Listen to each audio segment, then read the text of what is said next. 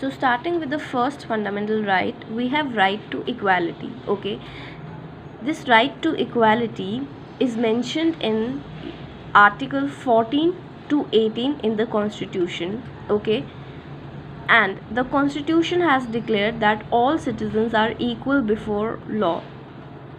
No one will be discriminated against on the ground of religion, race, caste, sex, or place of birth.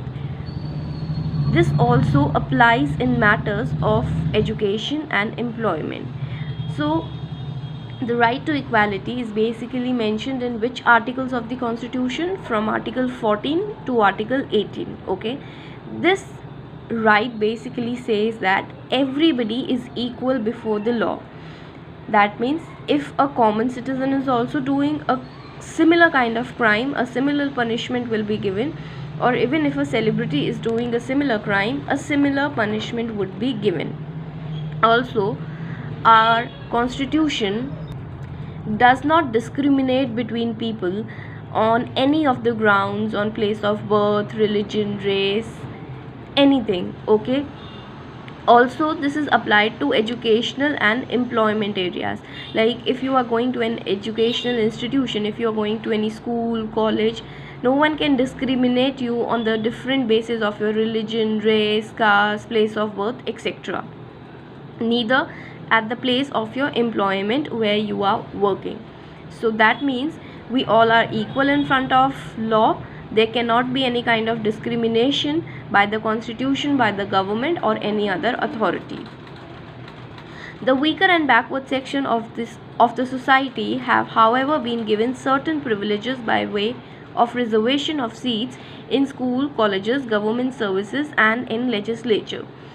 Now come the concepts of reservation. Now what does reservation says? Reservation says since few people were already backward, they did not had basic education or basic employment, or the caste system was such, or it was so restraining that people cannot move out from their caste or go to school or colleges. So that is why our government has actually reserved certain amount of seats for these. So basically, I hope you understand with the concept of reservation, how does it promotes equality. Since few people were not equal, so in order to make them equal with the other people, we have reservations. The state will provide all citizens equal protection of law. Our Constitution has also abolished untouchability. Its practice in any form is punishable offense. Now since the concept of untouchability, okay, it was a discriminatory practice and it made certain people privileged and certain underprivileged. So that is why, since everybody is equal in India, our Constitution considers everyone equal in India. That is why this practice has been abolished. Okay, and our Constitution says that any person practicing untouchability will be punished, and this practice itself, untouchability practice itself, is a punishable offense in India now. Okay, so this is what right to equality promotes. During the British rule, certain titles like Rai Bahadur, Khan Bahadur were awarded to individuals.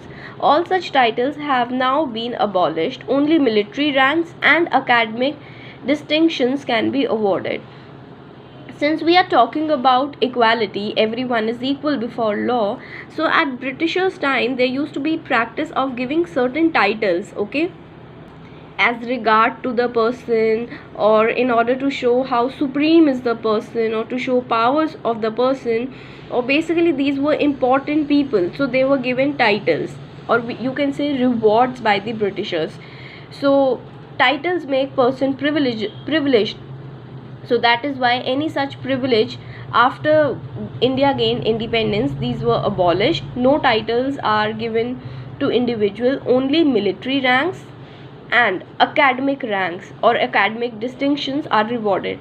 Like if PhD of an individual is completed, we add doctor before the name. Okay, so since it is a academic distinction, it is awarded, or if it is any rank related to military, then it is awarded. Okay, apart from that, no privileges is given, since everybody is equal in front of the law.